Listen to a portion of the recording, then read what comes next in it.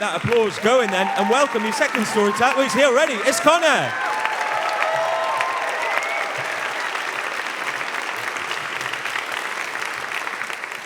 Hello. At the start of this year, I made a list of 24 things I wanted to do in 2024. And one of the things on the list was to go on 3 first dates. Why 3?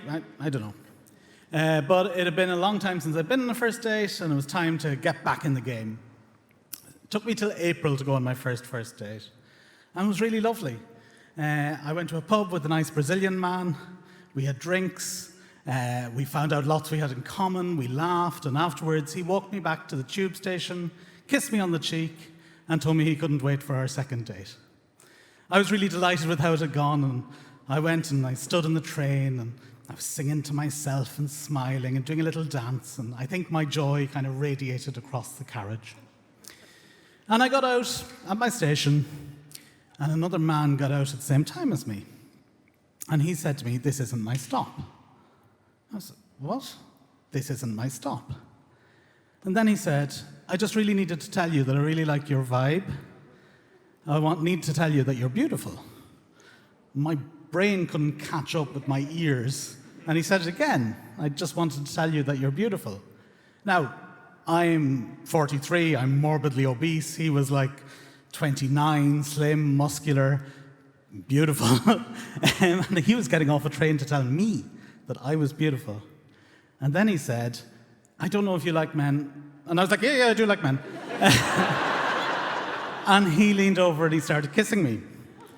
And like a pair of teenagers, we snogged on the platform for about 10 minutes, and the Transport for London employee studiously avoided looking at us.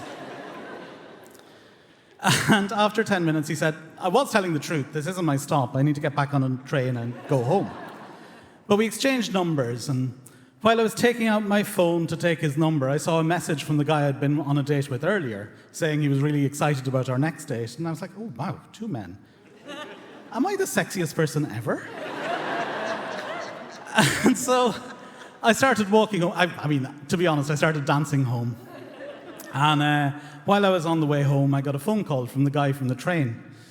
And he wanted to tell me that he didn't usually do things like that. He wanted to say that he just wanted to shoot his shot and give it 110%. He spoke in a lot of cliches. It was a bit like talking to somebody from a reality TV show. But anyway, we arranged to meet the following day, and so that was 2 first dates in the space of 24 hours. So I was really knocking my New Year's resolutions out of the park. There are 2 stories I could tell you about that first date.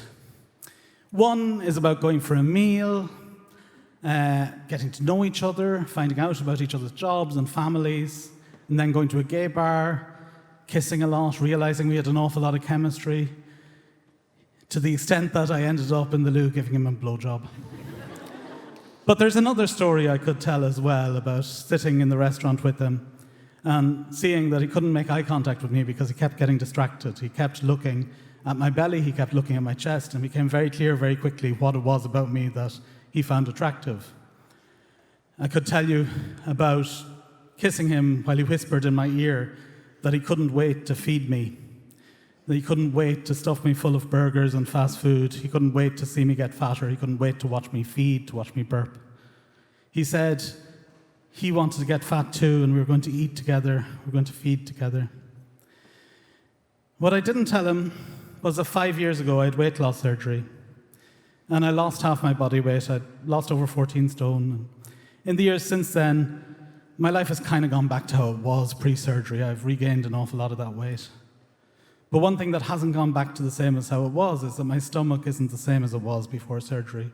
My stomach can't handle the same kinds of food it could before, and if somebody tried to force feed me hamburgers, I would just vomit. And so I wanted to stay in the moment. I was feeling turned on. I was feeling sexy. So I said, "Oh, you could stuff me full of chocolate or ice cream." And he was like, No, it's burgers. I was like, "Okay, I better stay in the moment. Okay, fine, feed me burgers. Yes, Daddy." And that's a story that I don't tell my friends when I tell them about that date. But the next day, I texted him, and I told him about my surgery. And I told him about burgers and vomit. And I told him about my stomach. I told him I couldn't be in a relationship that centered my fatness. and I never heard from him again. But it's not a sad story, because for 10 minutes on the northbound platform of Caledonian Road Station, I got to meet the most beautiful person in the world.